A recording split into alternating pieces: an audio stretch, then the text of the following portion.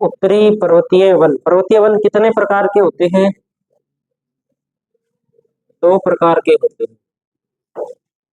हम पढ़ रहे हैं उत्तरी पर्वतीय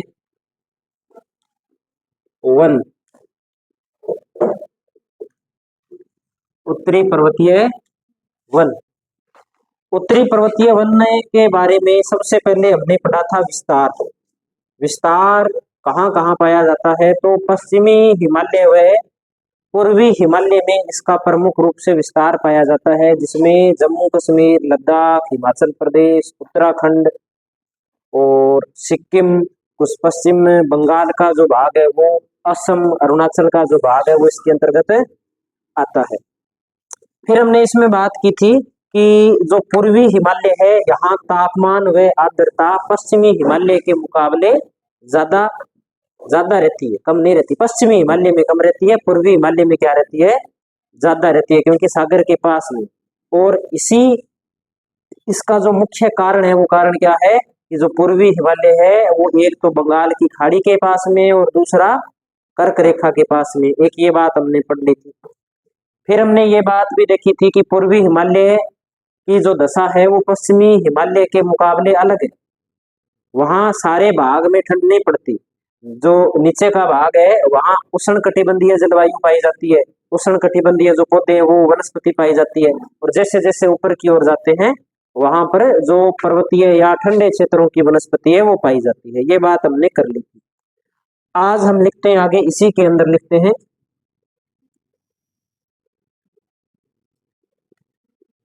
चिनार व वालन। दो वृक्ष चिनार और वालन, इनकी जो लकड़ी है वो पश्चिमी हिमालय में पाई जाती है और इसका जो प्रयोग किया जाता है वो कश्मीर के अंदर हस्तशिल्प के अंदर किया जाता है। तो चिनार व वालन के वृक्ष पश्चिमी हिमालय में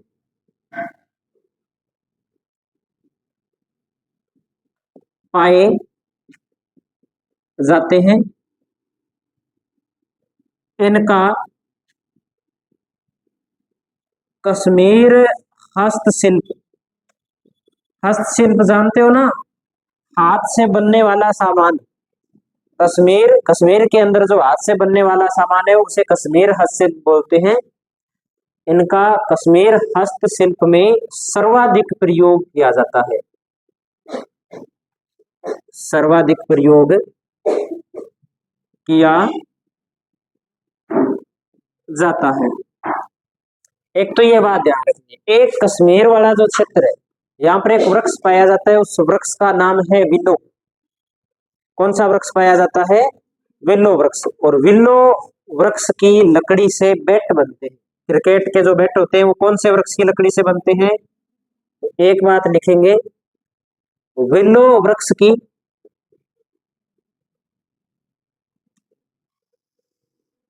लकड़ी से बैट बनाए जाते हैं।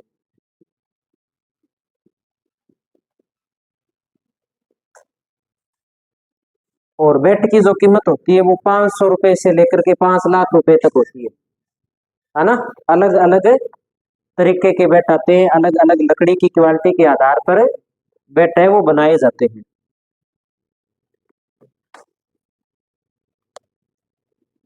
अब हम एक और बात कर लेते हैं कि पश्चिमी हिमालय में ज्यादा कौन से वृक्ष पाए जाते हैं। तो एक बात लिख देते हैं, पूर्वी हिमालय में तो सारे ही पाए जाते हैं, पश्चिमी हिमालय में थोड़े से क्या है, कम है। तो पश्चिमी हिमालय में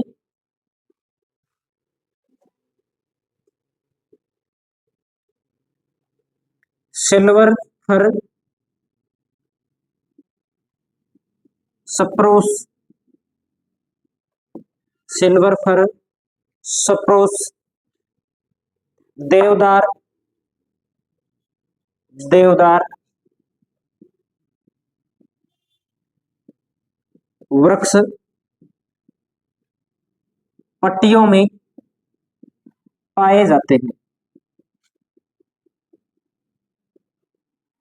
जैसे ये कोई पर्वतमाला है इस प्रकार से, इसमें क्या है, इस प्रकार से पट्टियां पाई जाती है। यहाँ इतनी दूरी के अंदर अलग प्रजाति के वृक्ष है, इस क्षेत्र के अंदर अलग प्रजाति के वृक्ष है, इससे ऊपर वाला भाग है यहाँ अलग प्रजाति के वृक्ष है।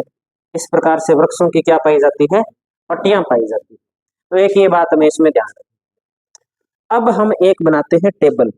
उस टेबल के अंदर क्या है, हिमालय का जो क्षेत्र है उसमें जितने भी प्रकार के वृक्ष पाए जाते हैं उनका सभी का वर्णन आ जाएगा ऊंचाई के आधार पे। ये टेबल है, ये नोट कर लिया होगा ऊपर वाला। ये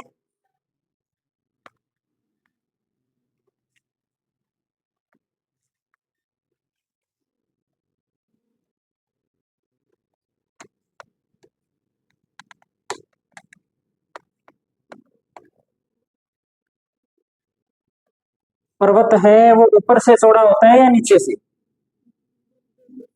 इस प्रकार होता है। इस प्रकार से हमने एक पर्वत बना लिया, मान लिया कि ये पर्वत है हिमालय। कौन सा पर्वत है ये, हिमालय पर्वत है। अब सबसे पहले जो बात करेंगे वो बात करेंगे अपने इस भाग की। ये ऊंचाई हम मानते हैं 0 मीटर, और यहां तक हम जो ऊंचाई मान रहे हैं वो कितने मीटर मान रहे हैं, 900 मीटर ऊंचाई मान रहे हैं। 900 मीटर ऊंचाई। तो 0 से 900 मीटर तक का जो क्षेत्र होता है वो ज्यादा ठंडा नहीं होता, कम ठंडा होता है, क्योंकि सागर तल के पास में होता है, यहाँ पर तापमान ज्यादा पाया जाता है। तो इस क्षेत्र में जो वन पाए जाते हैं जहाँ तापमान ज्यादा है वो क्षेत्र कहलाता है उष्ण कटिबंध। तो यहाँ उष्ण कटिबंधीय प्रकार के वन पाए जाते हैं। कौन से वन पाए जाते हैं यहाँ पर, उष्ण कटिबंधीय वन। और उष्ण कटिबंधीय वन के अंदर अपने बात करें तो जैसे साल है, शीशम है, सागवान है, ऐसे वृक्ष यहाँ पर पाए जाते हैं। तो हम लिख सकते हैं यहाँ सामान्य रूप से साल, शीशम और सागवान जैसे वृक्ष पाए जाते हैं। सागवान, ये कौन सी पेटी हो गई, 900 मीटर तक औसत रूप से उष्ण कटिबंधीय वन की पेटी हो जाती है। ठीक है, ऐसे मान लो ये पहाड़ है, पहाड़ के इस क्षेत्र में उष्ण कटिबंधीय वन पाए जाते हैं, सबसे नीचे का जो भाग होता है उसके अंदर। दूसरी अपने बात करते हैं, दूसरी जो पेटी है वो है 900 से लेकर के 1800 मीटर तक। 900 से लेकर के 1800 मीटर तक की पेटी है, इसे बोलते हैं उपोष्ण कटिबंधीय वन की पेटी। लिख देंगे उपोष्ण कटिबंधीय वन पेटी। यानी कि इस क्षेत्र के मुकाबले ये वाला भाग होता है, ये कुछ मात्रा के अंदर क्या होता है, ठंडा होता है। ये बात हमें ध्यान रखनी। इसमें पाइन, ओक जैसे वृक्ष पाए जाते हैं।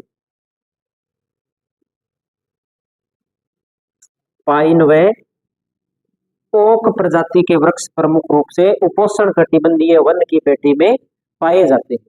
उपोष्ण के बाद में अपने बात करते हैं तो इसके बाद में आता है शीतोष्ण।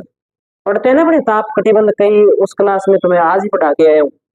उष्ण है, उपोष्ण है, शीतोष्ण है, और शीतोष्ण के बाद में कौन सा है, शीत है। आज बताया था ना, वही बात है यहाँ पर।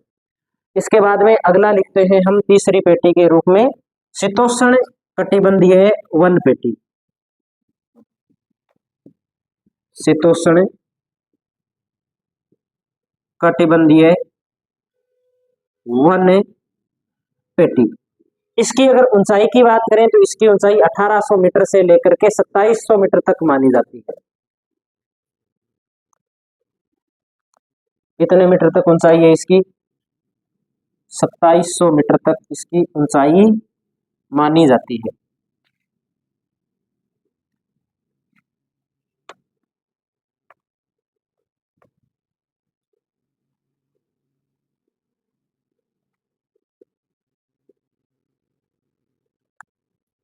देखो इसमें जो ज्यादा मात्रा के अंदर पूछे जाते हैं प्रश्न, कौन से वृक्ष का ज्यादा पूछा जाता है, वही अपने नोट करते हैं। इसमें एक तो लिखेंगे हम बर्च, एक इसके अंदर हम लिखेंगे एल्डर।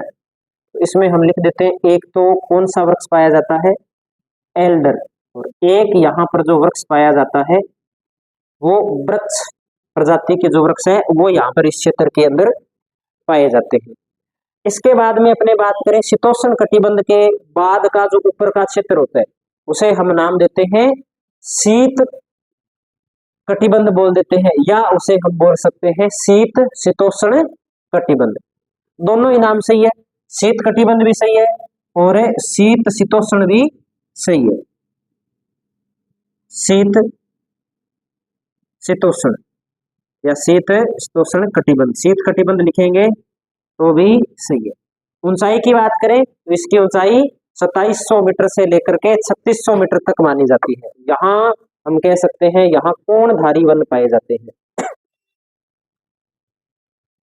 कोणधारी वन।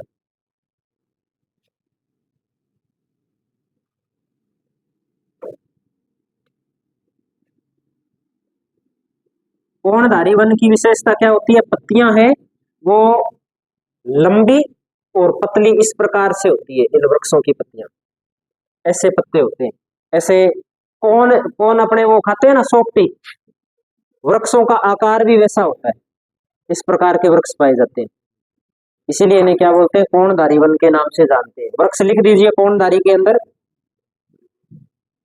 स्प्रूस और सिल्वर फर।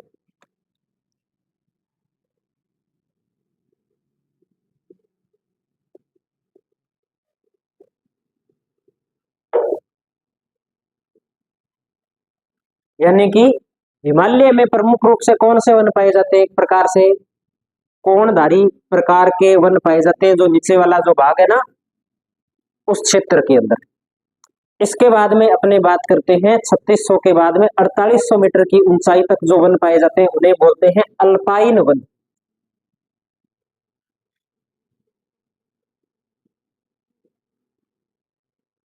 या इन्हें कहा जाता है टेंगा वन। इनकी ऊंचाई कितनी मानी जाती है, 4800 मीटर, 4800 मीटर तक जो वन पाए जाते हैं उन्हें बोलते हैं अल्पाइन या टेंगा वन। इनकी जो पत्तियां हैं वो और ज्यादा नुकीली हो जाती है, इनकी पत्तियां क्या हो जाती है, तीव्र नुकीली पत्तियां या अधिक नुकीली पत्तियां होती है।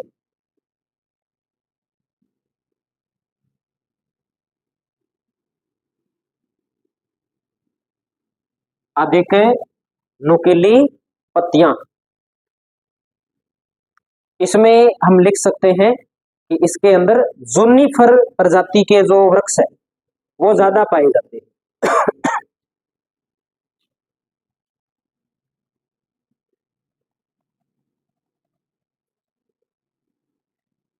जूनिफर प्रजाति के वृक्ष यहाँ पर पाए जाते हैं, एक तो ये बात हमें इसमें ध्यान रखनी।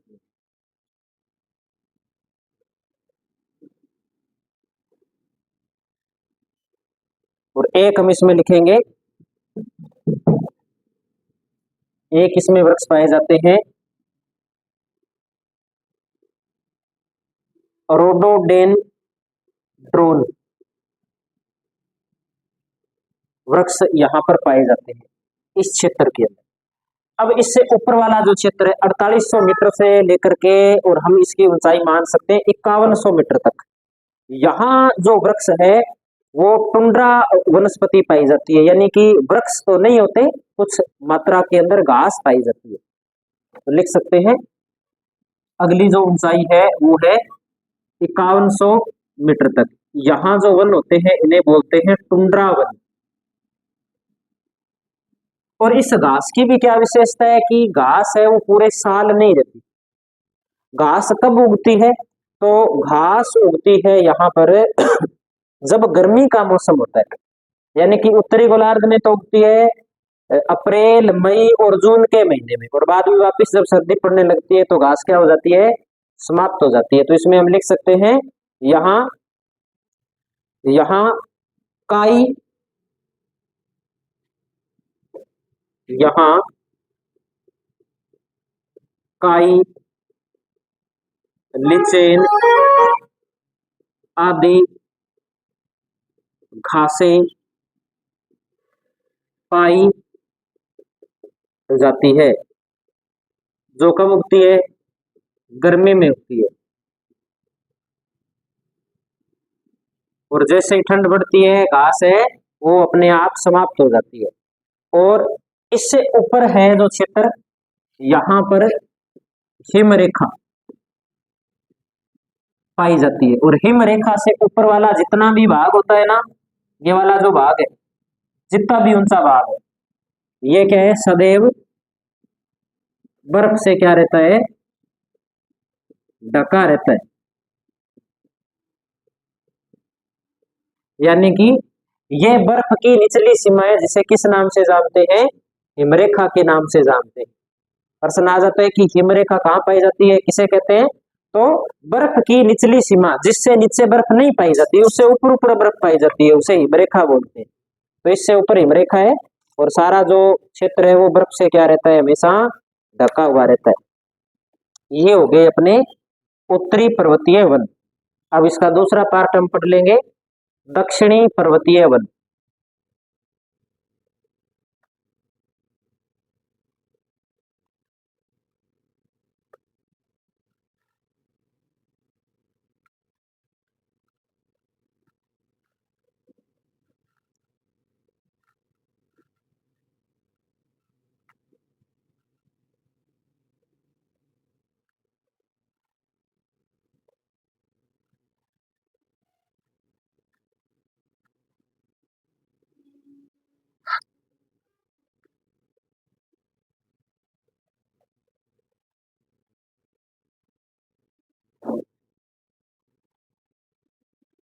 हिंदी वाली क्लास में तो ऊपर तक खूब आवाजें जाती है, इस क्लास में सारे एकदम शांत हो जाते हो। हम्म। सर की तो कम आती है आवाज, बच्चों की ज्यादा आती है।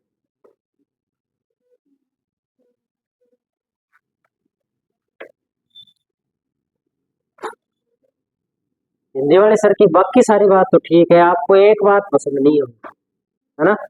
वो लास्ट में वो प्रश्न पूछते हैं ना, वो बात सही नहीं है। बाकी तो ठीक है काम। आधे बच्चे तो उस ड्रेस से ही नहीं आते क्लास में। ये बना लिया क्या?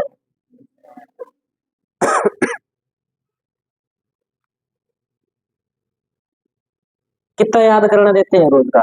5 लाइन 4 लाइन इतना ही देते हैं। तो बड़े बच्चे सारे 5 रोज? अच्छा। अब पूरा पेज देते हैं तो वो 5 5 दे के पेज पूरा हो गया होगा अब तक, तभी तो पूरा देते हैं। किस किस ने याद कर लिए साथ साथ में? वो सुखी रहेंगे, वो समस्या नहीं आएगी। जो ऐसे सोच रहे हैं कि क्या एक तो पेज है, कल याद कर लेंगे, कल कहते हैं कल याद कर लेंगे, फिर कहते हैं कल याद कर लेंगे, इतने में 2 3 पेज हो जाते हैं। फिर वो ना कल याद होते हैं ना परसों याद होते हैं। फिर सोचते हैं कि अगले बैच में याद कर लेंगे, एक और लगा लेंगे, उसमें भी याद नहीं होते फिर।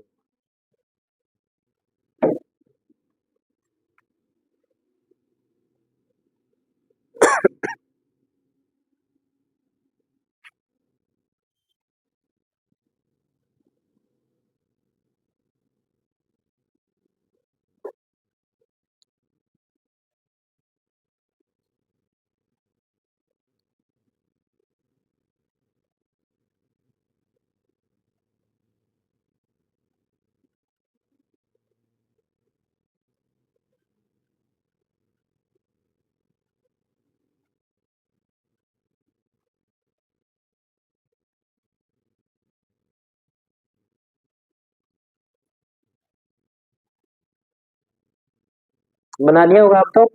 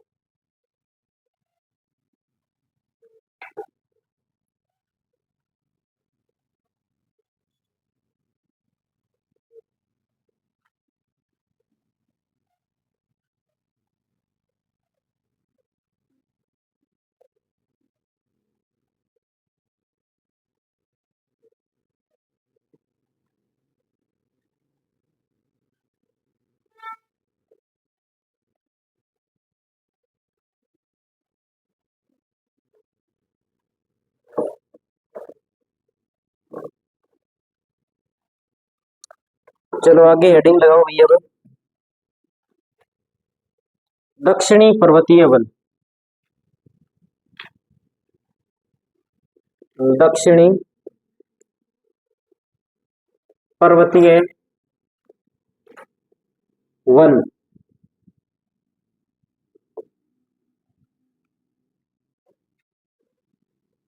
कर देंगे ना इसको साफ अब।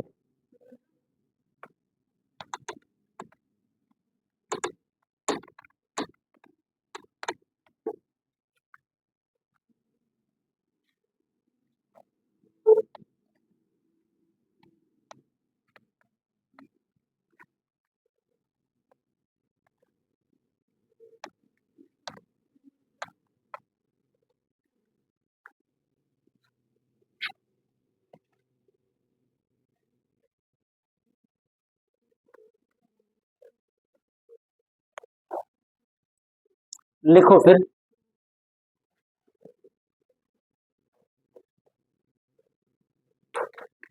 दक्षिण भारत में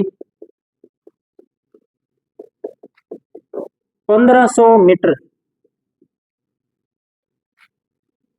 की ऊंचाई पर पाए जाने वाले वनों को सोलास वन, सोलास वन के नाम से जाना जाता है।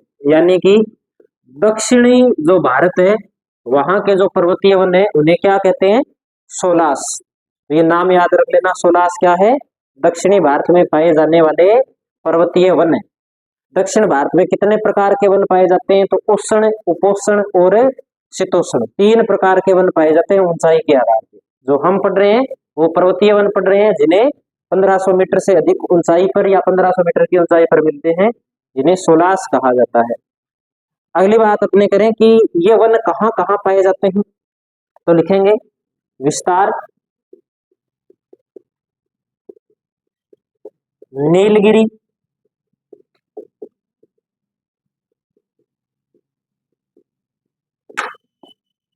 नीलगिरी, अन्नामलाई, पालनी,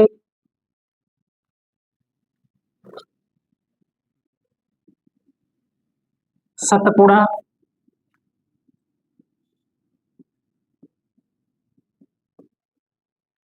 मेकाल, मेकाल पर्वत श्रेणियों, पर्वत श्रेणियों में इन वनों का क्या पाया जाता है? विस्तार पाया जाता है। कौन कौन से वृक्ष है यहाँ पर? तो सिनकोना, वेटल,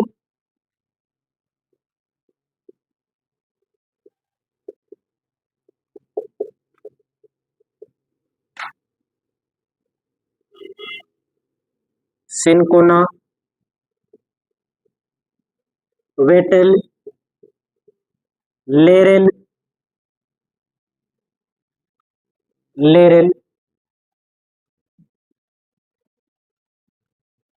मग्नोलिया, ये वृक्ष यहाँ पर प्रमुख रूप से पाए जाते हैं। ये बात हमें ध्यान रखना। जिसमें जो वेटल वृक्ष है, इस वृक्ष का विस्तार सर्वाधिक है और इस वृक्ष से क्या अपने एक तेल प्राप्त किया जाता है और उस तेल का जो उपयोग है वो चमड़ा उद्योग के अंदर उपयोग में लिया जाता है। तो लिख सकते हैं इस वेटल वृक्ष से क्या प्राप्त किया जाता है? तेल प्राप्त किया जाता है जो चमड़ा उद्योग में उपयोग में लिया जाता है, उपयोग लिया जाता है या प्रयोग में लिया जाता है। इस प्रकार से अपने इसे लिख सकते हैं। अब ये अपने पर्वतीय वन कंप्लीट हो गए। अगला वन अपने पढ़ते हैं इसके बाद में उष्ण कटिबंधीय कंटीले वन, या जिन्हें हम मरुस्थलीय वन भी बोल सकते हैं। उष्ण कटिबंधीय कंटीले वन, या इन्हें कहा जाता है मरुस्थलीय वन।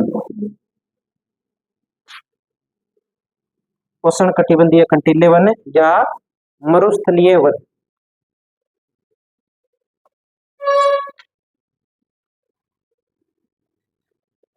वर्षा की बात करें तो मरुस्थलीय क्षेत्र में वर्षा 50 सेमी से कम होती है। तो लिख दीजिए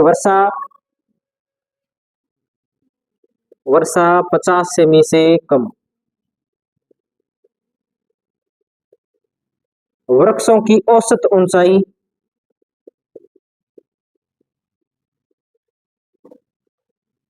6 मीटर, 18-20 फीट ऊंचाई होती है इन वृक्षों की। ज्यादा ऊंचे ये वृक्ष नहीं पाए जाते।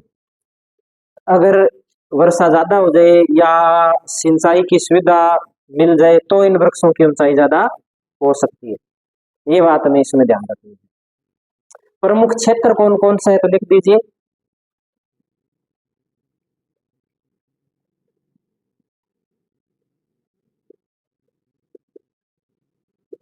दक्षिणी पंजाब, दक्षिणी हरियाणा, पश्चिमी राजस्थान, उत्तरी पश्चिमी गुजरात, उत्तरी पश्चिमी गुजरात, मध्य प्रदेश, उत्तर प्रदेश,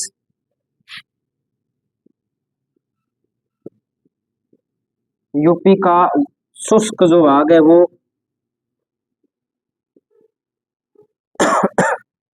इसके अलावा भी अपने दक्षिण भारत में बात करें तो दक्षिण भारत के अंदर पश्चिमी घाट का जो वृष्टि छाया वाला प्रदेश है वहां भी इस प्रकार के वन पाए जाते हैं। तो एक बात और लिख देते हैं इसी के अंदर, पश्चिमी घाट का वृष्टि छाया प्रदेश का क्षेत्र भी इसमें शामिल है।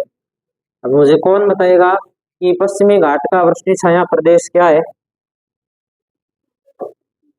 कौन बताएगा? खड़ा होके कौन बताएगा जो सही प्रकार से बता सके कि ये बात होती है यहाँ पे। हम्म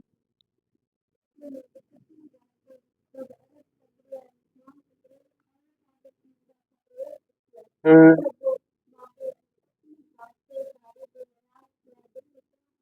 हम्म हम्म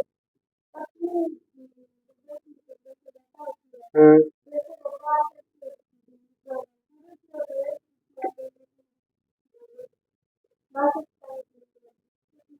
कम हो जाती है।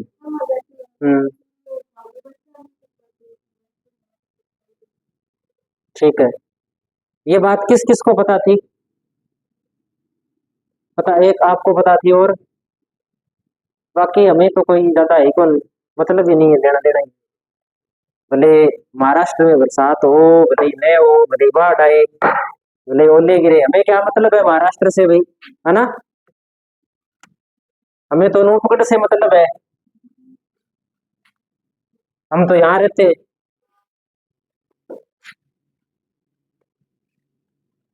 बताया था क्या ऐसा कुछ मैंने आपको?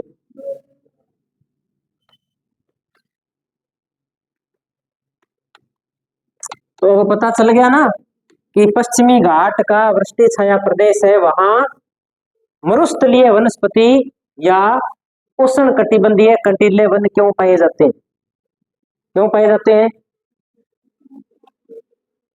देखो, प्रश्न अपने जैसे मान लिया नहीं कि अपने जैसे सीटी के अंदर 10 प्रश्न आने, टॉपिक भी 10-12 है, इतने टॉपिक है अपने। और मान लो कि जलवायु वाला टॉपिक बड़ा है और भौतिक प्रदेश वाला टॉपिक बड़ा है, तो भौतिक प्रदेश वाले से 2 प्रश्न उठा लिए और ऐसा किया कि जलवायु और वनस्पति से एक ही प्रश्न उठाएगा। एक कैसे उठाएगा? एक लाइन वनस्पति की उठा लेगा और एक लाइन है वो जलवायु की उठा लेगा, बना देगा ये प्रश्न।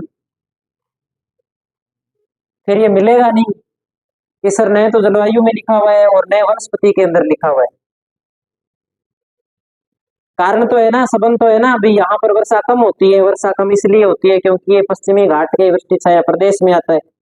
वर्षा कम होती है इसलिए वनस्पति कौन सी पाई जाती है? उष्ण कटिबंधीय कंटीले वन यहाँ पर पाए जाते हैं। तो ऐसे प्रश्न आते हैं, ठीक है।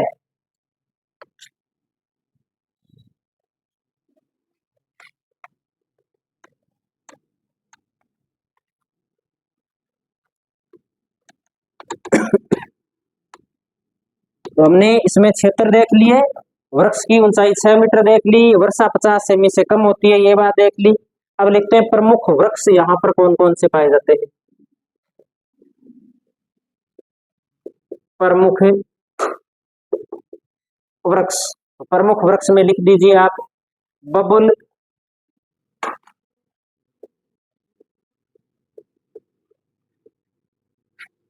खेजड़ी, केर, बेर या बेरी,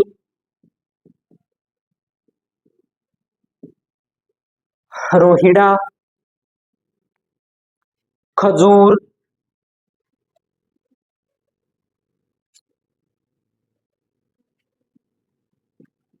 नीम, पलास। इतने तो ये है, बाकी तो आप जानते ही हो, फोग है, खींप है, कोई सिणिया है, कोई बुई है, वो तो अपने है ही है। वो तो आप देखते भी हो, अपने को शिमला में तो रहते नहीं, यहाँ से इधर निकलो किधर निकलो ये दिखेंगे, बरसाना से बाहर निकलते ही इसी रोड पे चले जाओगे नहीं। तो ये यहाँ पर प्रमुख रूप से वृक्ष पाए जाते हैं। विशेषता, विशेषता में लिख सकते हैं कि इस प्रकार के जो वृक्ष होते हैं वो बिखरे हुए मिलते हैं, झुंड नहीं मिलते, संग नहीं होते ये ज्यादा मात्रा के अंदर। तो लिख सकते हैं बिखरे हुए वृक्ष, बिखरे हुए वृक्ष। एक वृक्ष कहीं है, एक वृक्ष कहीं है, इस प्रकार से। कभी नागौर की तरफ जाओ तो वहां पे खेजड़ी खेजड़ी मिलेगी, और वो खेजड़ी है एक यहाँ पे है एक वहां पे, इस प्रकार से पास पास में नहीं है, बीच खेतों के बीच बीच में होती है।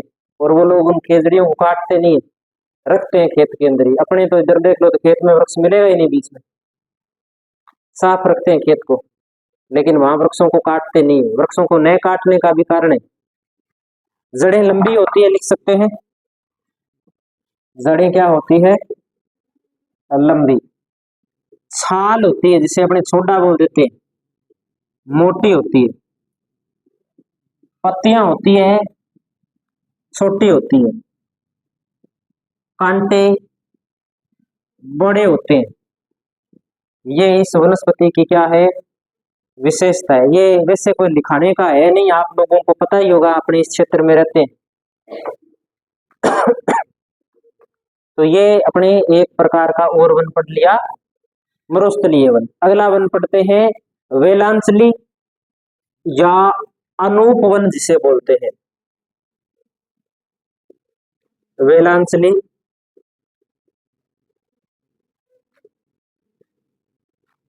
अनूप या मैंग्रोव वन बोलते हैं इन्हें, ठीक है। ऐसे वन है वो जहां ज्वार भाटा आते हैं वहां पाए जाते हैं, इसलिए इन वनों का एक नाम ज्वारीय वन भी मिलता है। ऐसे वन है वो डेल्टा वाले क्षेत्र में भी मिलते हैं, इसलिए इन्हें डेल्टाई वन भी बोलते हैं। तो एक तो इनका नाम लिख देते हैं डेल्टाई वन,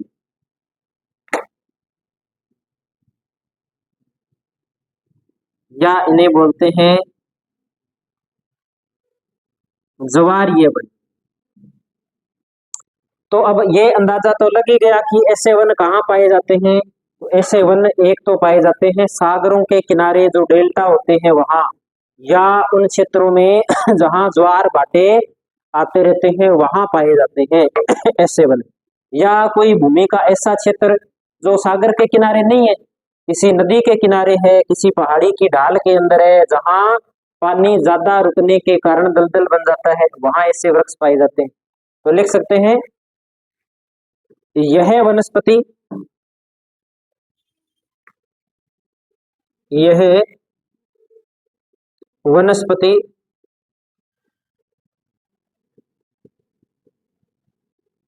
सागर तट के किनारे डेल्टाई ज्वारीय क्षेत्र या ज्वारीय क्षेत्रों में पाई जाती है। ऐसे जो क्षेत्र होते हैं वह आर्द्रता अधिक होती है। भूमि होती है वो कैसी होती है? दलदली भूमि वाले क्षेत्र में पाई जाती है। भूमि है वो कैसी होती है? दलदली होती है। ये बात हमें ध्यान रखनी है। विश्व के अंदर जितनी मैग्रोव वनस्पति पाई जाती है, उस मैग्रोव वनस्पति का 7% भाग है वो भारत में पाया जाता है। ये इंपॉर्टेंट लाइन है, ये मैग्रोव वनस्पति बहुत ज्यादा इंपॉर्टेंट है, तो ध्यान रखना। विश्व की कुल मैग्रोव वनस्पति का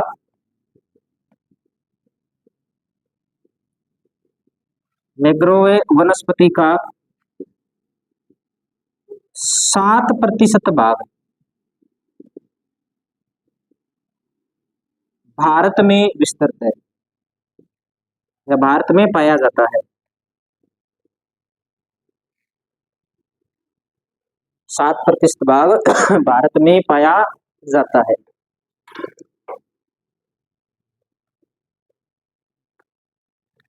भारत में क्षेत्रफल कितना है मैग्रोव वनों का?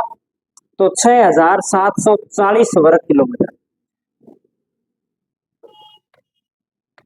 तो लिख दीजिए क्षेत्रफल। ये टॉपिक अपने दो जगह आता है, एक तो जो पर्यावरण एवं पारिस्थितिकी है, पर्यावरण एवं पारिस्थितिकी मुद्दे जिन्हें बोल देते हैं, एक तो उसमें आ जाता है ये टॉपिक, एक ये वनवाणी में आ जाता है। दो जगह आता है ये टॉपिक। तो क्षेत्रफल, क्षेत्रफल लिख दीजिए इसका 6,740 वर्ग किलोमीटर।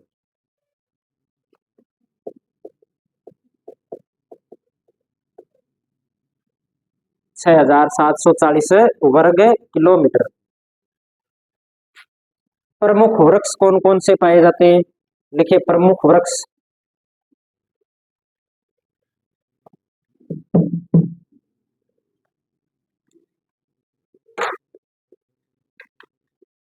एक तो जो गंगा नदी वाला डेल्टा है वहां पर वृक्ष पाया जाता है, इस वृक्ष का नाम है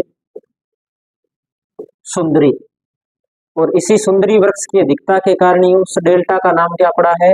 सुंदरवन डेल्टा। दूसरा हम यहाँ पर लिखते हैं हेरी सिएरा।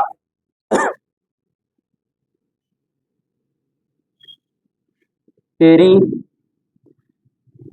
सिएरा, ताड़,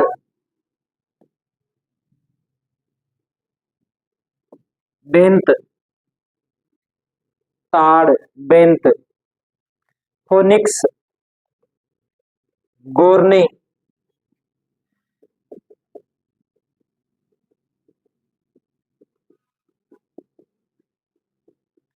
ये वृक्ष यहाँ पर प्रमुख रूप से पाए जाते हैं। इन वृक्षों की जो मैक्रो वनस्पति के जो वृक्ष होते हैं, इनकी जड़ें होती है ये दलदल में होती है, ठीक है, और सांस लेने के लिए अपनी जड़ों को ये दलदल से क्या रखते हैं, ये जैसे ये पौधा है, ये जड़ें इस प्रकार से क्या रखते हैं? बाहर रखते हैं श्वसन क्रिया करने के लिए। इस प्रकार से इनकी जड़ें पाई जाती है।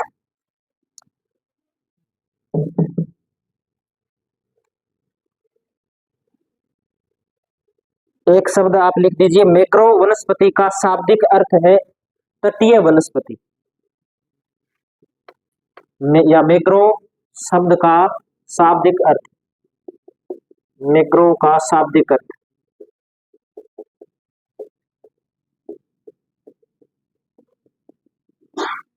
तटीय वनस्पति कहाँ कहाँ पाई जाती है, ये भी अपने नोट कर लेते हैं। टाइम तो नहीं हुआ अभी क्लास का, 10 मिनट पड़े, कैसे निकलेगी ये 10 मिनट? अब ये 10 मिनट तो 10 साल जैसे हो जाएंगे। एक एक मिनट घड़ी के अंदर देख के बड़ी मुश्किल से गुजारा है, पता नहीं कब पूरी होगी ये क्लास। लिखो, क्या लिख रहे थे? मैग्रो वनों का विस्तार, मैग्रो में वनों का विस्तार। अब इसमें बात करें भी तो क्या बात करें, तो समझ में नहीं आता। हम्म, प्रजातियां हैं, वृक्ष है, कहाँ पाए जाते हैं, कितनी ऊंचाई है, क्या विशेषता है, ये लिखना पड़ेगा। हिंदी में तो ठीक है, राम जा रहा है, श्याम आ रहा है। हम्म, विशेषता पूछ रहे हैं तो यह मनुष्य गधे जैसा है, विशेषता विशेषण हो गया उसके अंदर। यहाँ ऐसे तो कोई विशेषता है नहीं, यहाँ तो ये विशेषता है, जड़ें लंबी है, छाल मोटी है, पत्ते छोटे हैं, कांटे बड़े। क्या लिखे, इतना ही सिस्टम है अपने पास, ये लिखना पड़ेगा। तो लिखो मैग्रो वनों का विस्तार। मैग्रो वनों का विस्तार। तो सुंदरवन डेल्टा भारत के कौन से राज्य में पाया जाता है? तो एक तो लिख दीजिए पश्चिमी बंगाल, पश्चिमी बंगाल। देखो इसमें तो सीधा सा पहचान लेना है प्रमुख रूप से कि जो राज्य हम लिख रहे हैं वो राज्य क्या तट के पास में है या नहीं, उसी से हमें अंदाजा लग जाएगा कि वहां मैग्रो वनस्पति पाई जाती है या नहीं पाई जाती। दूसरा लिखिए गुजरात।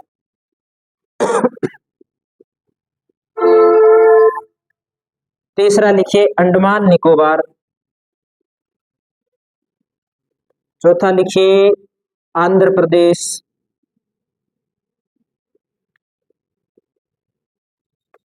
एक लिखते हैं उड़ीसा। इन सारों के जो तटीय भाग है वहां पर यह वनस्पति पाई जाती है। ये बात हमें ध्यान रखनी है। इसके अलावा अगर कोई बात पूछी जाएगी तो कोई नदी का नाम देकर के पूछा जा सकता है। तो नदी के नाम में हम कह सकते हैं कि गंगा है, महानदी है, गोदावरी है, कृष्णा है, कावेरी है। ये जो नदियां, इनका जो डेल्टा है वहां इस प्रकार की वनस्पति पाई जाती है। तो लिख सकते हैं महानदी, गोदावरी, कृष्णा, कावेरी, गंगा, नदियों के डेल्टाई भाग में, डेल्टाई भाग में जाओ, डेल्टा बनता है ना सागर के पास में, वहां इस प्रकार की वनस्पति है वो पाई जाती है। इन वनों की जो लकड़ी होती है वो कठोर होती है और दलदली क्षेत्र में होने के कारण इसकी जो छाल होती है, जो छोटा होता है, वो क्षारीय होता है। दो विशेषता भी है इसकी। लकड़ी क्या है इस वनस्पति की? कठोर है। और जो छाल होती है वो कैसी होती है? क्षारीय होती है। ये दो बातें हमें ध्यान रखनी है।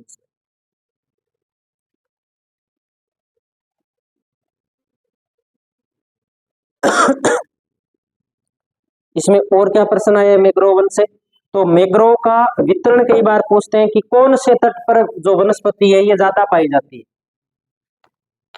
तो हम एक टेबल बना लेते हैं, चार्ट बना लेते हैं, उसमें देख लेते हैं कि कौन से तट पर ये ज्यादा है। मैग्रोव वनस्पति वितरण, इसमें लिख सकते हैं पश्चिमी तट,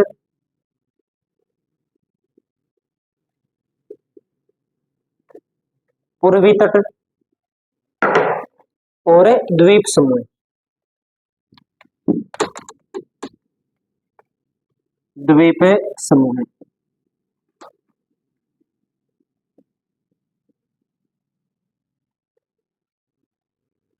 द्वीप समूह सबसे ज्यादा पाई जाती है ये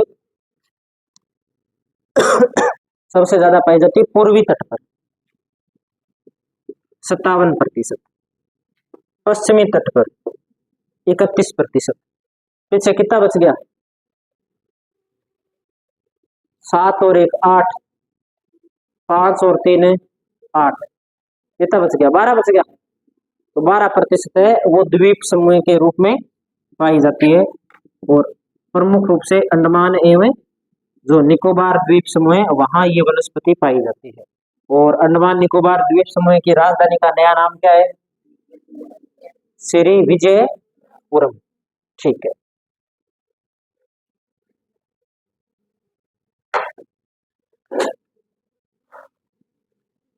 अब ये टॉपिक खत्म नहीं हुआ है। ठीक है, ये जो हमने पढ़ा है ये तो पढ़ा है हमने भारत की प्राकृतिक वनस्पति। इसी के साथ में एक टॉपिक और जुड़ा हुआ रहता है, भारत में वन वन या वन संपदा। उसमें क्या पूछा जाता है? उसमें आंकड़े पूछे जाते हैं। भाई भारत में पहली बार वन की गणना कब हुई थी? अब जो गणना हुई है वो पिछली गणना से वनों की संख्या बढ़ी है या घटी है? बढ़ी है तो कितनी बढ़ी है? क्षेत्रफल में कितनी बढ़ी है और प्रतिशत में कितनी बढ़ी है? सबसे ज्यादा बढ़ी है वो राज्य कौन से? सबसे कम बढ़ी है वो राज्य कौन से है ना? क्षेत्रफल की दृष्टि से सबसे ज्यादा वन कहाँ पाए जाते हैं? प्रतिशत की दृष्टि से वन ज्यादा कहाँ पाए जाते हैं? प्रतिशत की दृष्टि से वनों में विस्तार सबसे ज्यादा कहाँ हुआ है? क्षेत्रफल की दृष्टि से विस्तार सबसे ज्यादा कहाँ हुआ है? ऐसे प्रश्न आते हैं। और लास्ट में आते हैं इसके अंदर अपने 5-7 संस्था, यानी कि एक दिन का काम हो रहा है। ठीक है, जो भी अपने लिख रहे हैं सारे के सारे नए आंकड़े लिख रहे हैं, कोई भी आंकड़ा है वो अपने पुराना नहीं लिख रहे, सबके सब नए हैं। तो कल अपने इसकी जो वन रिपोर्ट वाला काम है वो थोड़ा सा शुरू करेंगे। वन रिपोर्ट देख लेंगे और साथ में कुछ संस्थाएं वो देख लेंगे। एक दिन का काम है वो अगली क्लास में अपने कर लेंगे। आज इतना करते हैं, टाइम हो गया ना अब।